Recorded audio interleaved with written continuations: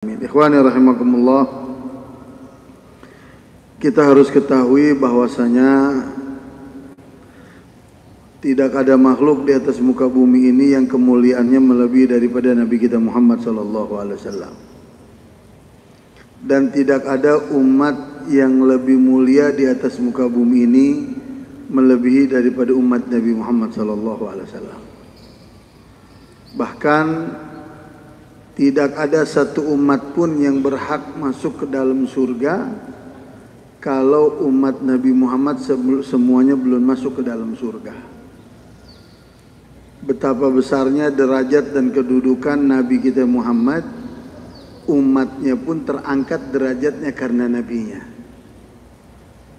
Nah, begitu juga amal yang kita lakukan di bulan Ramadan kemarin, bisa kita lihat apakah kita termasuk orang yang mendapatkan Lailatul Qadar. Itu kita lihat setelah bulan Ramadan. Bagaimana amal kita, bagaimana perbuatan kita. Kalau kita yang kita lakukan di bulan Ramadan, baca Al-Quran, sholat witir, ya kan, banyak bersedekah, lalu di luar Ramadan kita lakukan itu, ketahuilah kita termasuk orang yang mendapatkan Lailatul Qadar. Tapi kalau bulan Ramadan amal ibadah banyak kita lakukan, begitu keluar dari Ramadan sama kayak burung lepas dari kandang. Dia merasa bebas. Alhamdulillah Ramadan udah keluar. Dia merasa bebas. Merasa tidak ada yang membebani hidupnya, ya kan? Karena Ramadan sudah lewat. Enggak ada yang melarang dia makan, enggak ada yang melarang dia minum, enggak ada yang macam-macam. Ketahuilah orang itu bukan mendapatkan Lailatul Qadar, tapi orang itu mendapatkan Lailatul Qadar. Dia di bawah setan Qadar, bukan Qadar, Qadar. Ya. Nah, karena itu di dalam hadis dikatakan dalam Sahih Bukhari, Nabi kita Muhammad SAW beliau mengatakan, ya kan, tidak ada, ya kan, amal kebaikan yang dibebaskan oleh Allah dan dijaga oleh Allah kecuali di bulan Ramadan. Dijaga. Jadi amal kita itu dijaga sama Allah. Bagaimana cara Allah menjaga amal kita? Wasul silati syayatin dalam hadis.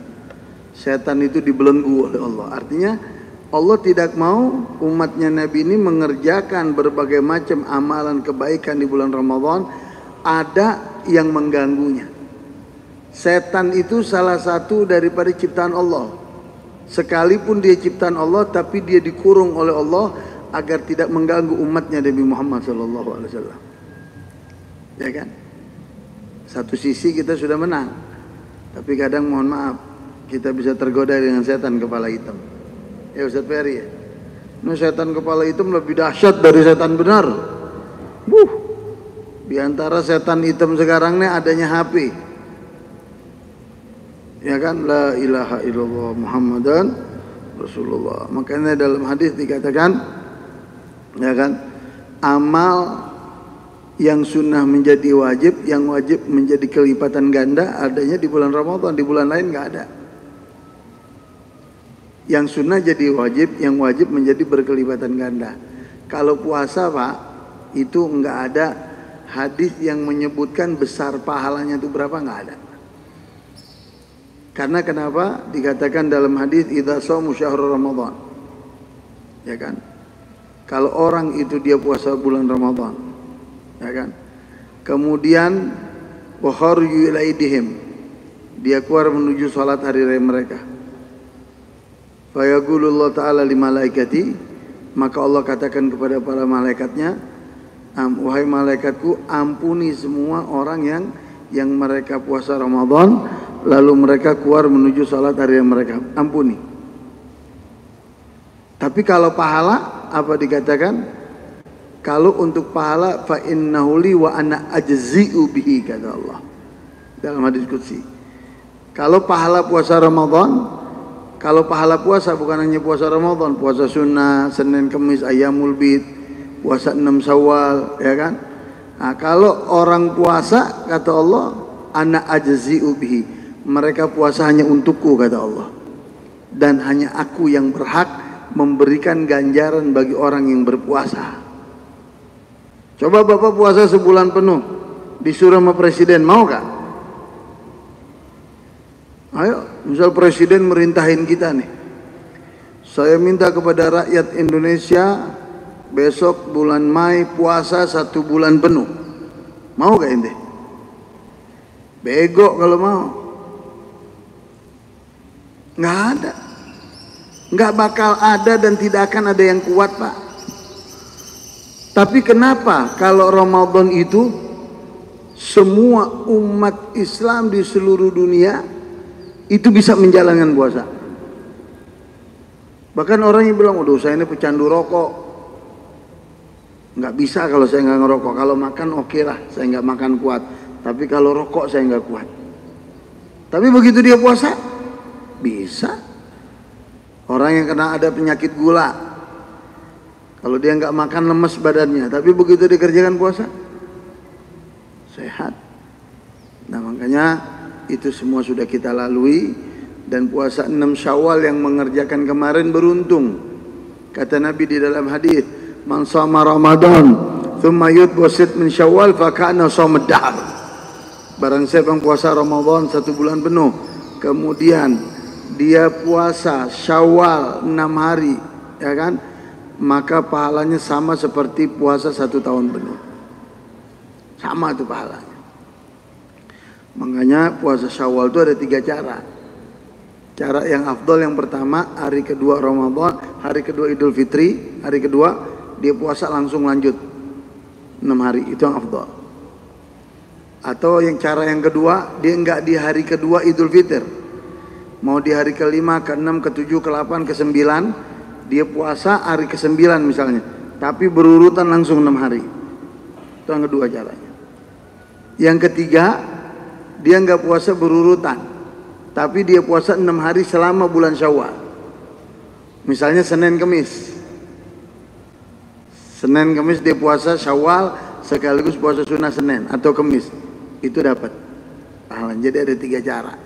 Nah, kalau yang punya godok, kewajiban dia godok Ramadan, dia bisa godok bareng sama Syawal. Dia bisa godok. Nah, jadi kalau bapak, istri bapak atau anak bapak atau bapak punya godok Ramadan yang harus bapak godok, kerjakan.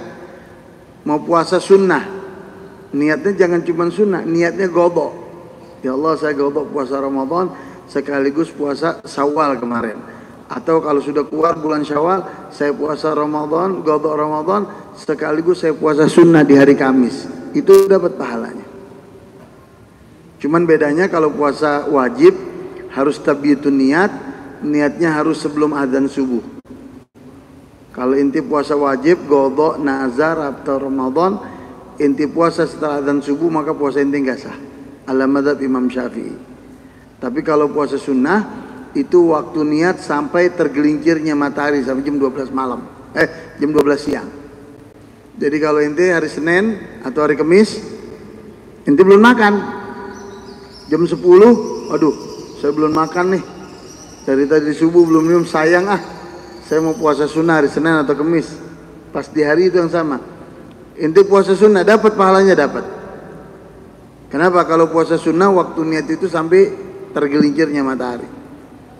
Kalau sudah lewat jam 12, sudah lewat waktu zuhur, udah nggak sah lagi. Ya, semoga yang sudah mengerjakan berbagai macam rangkaian ibadah di bulan Ramadan dan Syawalnya diterima oleh Allah Subhanahu wa taala. Yang punya kewajiban untuk menggodok Ramadan, buru-buru godok, jangan ditunda-tunda. Kemudian lagi yang zakat fitrah kemarin, yang nggak mengeluarkan zakat fitrah itu dosa. Ya, zakat fitrah itu wajib dikeluarkan waktunya mulai masuk waktu Ramadan. Awal Ramadan itu sudah masuk waktu zakat fitrah. Yang paling baik waktunya adalah malam takbiran. Yang paling mulia dan istimewa zakat fitrah waktunya habis sholat subuh di hari raya Idul Fitri sebelum terbitnya matahari. Jadi orang yang mengeluarkan zakat fitrah sebelum sholat id, zakatun makbulah, maka zakat yang diterima oleh Allah. Faman ada ba'da shalah fa sadaqatun minas sadaqat. Tapi yang mengeluarkan zakat fitrah setelah dia selesai sholat Idul Fitr, itu bukannya zakat fitrah, tapi yang sedekah biasa dan berdosa. Ya. Kemudian kita lanjut kajian kita. Ya, sekali lagi kita harus perhatikan bahwa hidup ini tidak ada yang gratis. Semua akan ada tuntutannya nanti di hari kiamat, Bapak. Jadi jangan apa yang kita lakukan di atas muka bumi ini tidak ada tuntutannya. Semua akan ada tuntutannya, akan ada pertanyaannya di hari kiamat nanti. Ada perbuatan yang sudah kita lakukan, ada kehidupan yang sudah kita lalui, kita lupa, gerakan itu lupa, tapi nanti tercatat di hari kiamat. Apa kehidupan dan perbuatan yang sudah kita lalui tapi kita lupa kalau ditanya? Waktu kita hidup di dalam rahim kita punya orang tua. Ini kehidupan udah kita lalui. Tapi kalau Anda ditanya, selama Anda di rahim ibu Anda, berapa kali Anda menggerakkan kedua kaki dan tangan Anda? Kita nggak tahu. Tapi semua ada catatannya di hadapan Allah Subhanahu wa Ta'ala. Jadi hidup ini ya nggak ada gratis. Ya, Allah ciptakan langit dan bumi ini uiddat lil muttaqin. Ya kan? Allah ciptakan bagi orang yang beriman dengan Allah Subhanahu wa Ta'ala. Kemudian kita lanjut kajian kita sedikit, kita ambil berkahnya. Ya.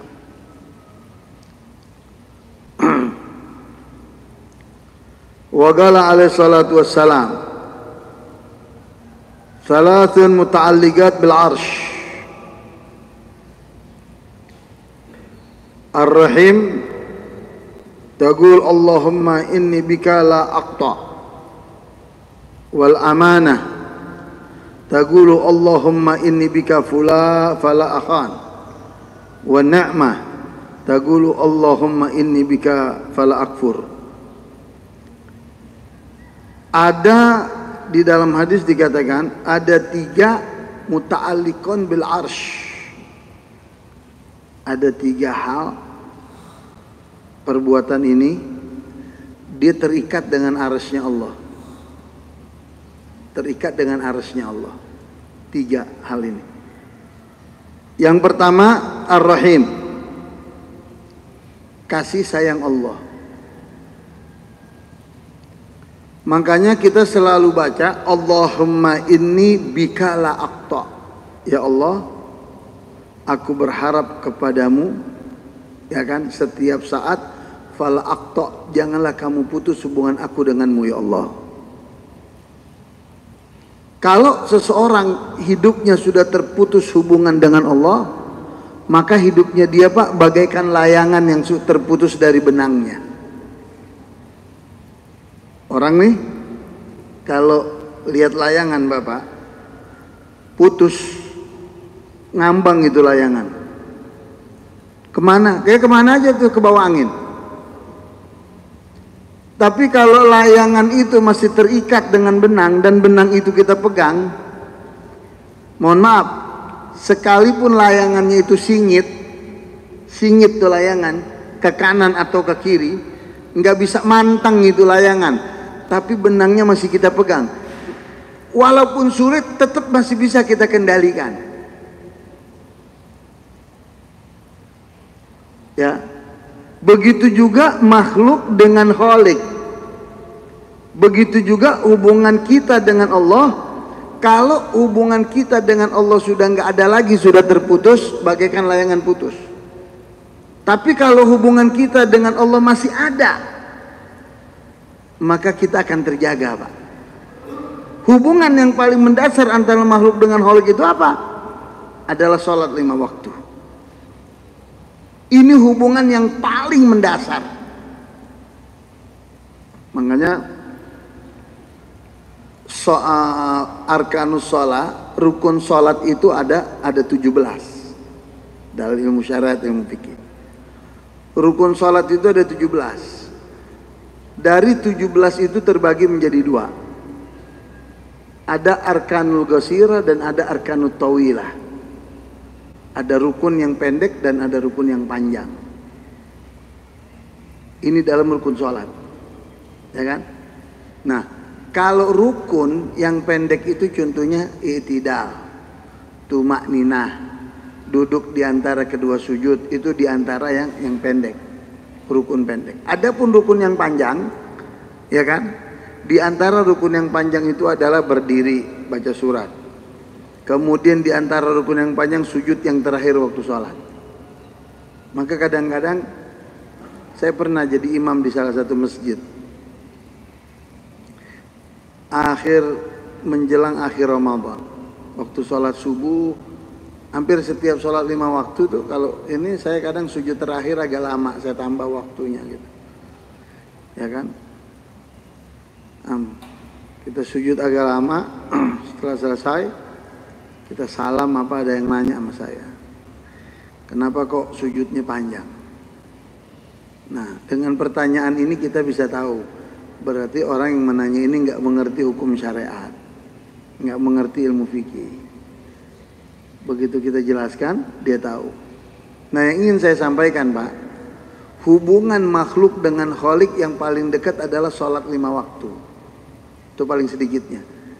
Dan di waktu yang mana, di rukun yang mana yang dekat antara makhluk dengan Khalik hubungannya? Di waktu sujud.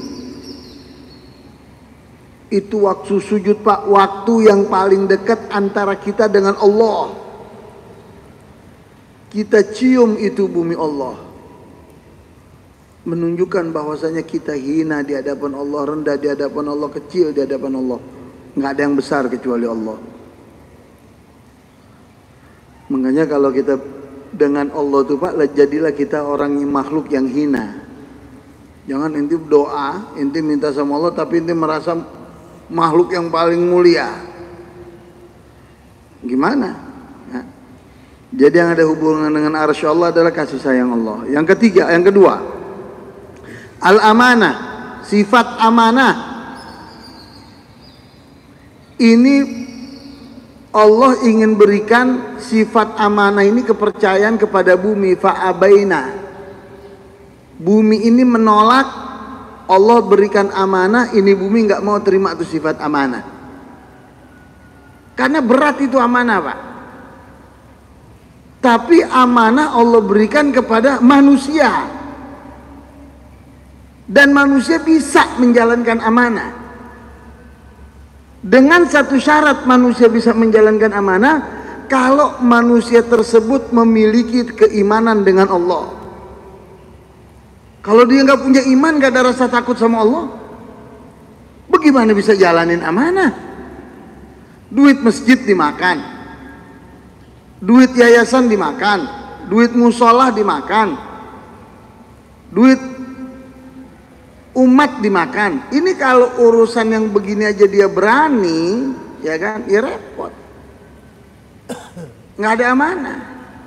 Tapi kalau orang takut dengan Allah, beriman dengan Allah, dia bisa itu emban sifat amanah. Tapi kalau enggak jangan harap, Pak. Amanah itu, Pak, bagaikan pondasi, Pak. Ya kan? Maaf, iman itu bagaikan pondasi. Makin dalam pondasi kita, maka bangunan itu makin kuat. Makin kecil pondasi kita, cetek pondasi kita, maka bangunan gak akan bisa kuat. Begitu juga iman kita. Makin tinggi iman kita dengan Allah, amanah kita tuh makin besar. Tapi kalau nggak ada iman, nggak bisa dia terima amanah. Titip barang ya saya ya, nitip barang, lagi kepepet, duit titipan orang dipakai. Kenapa? Darurat, ada keperluan ntar saya ganti. Ngomong kagak apa kagak.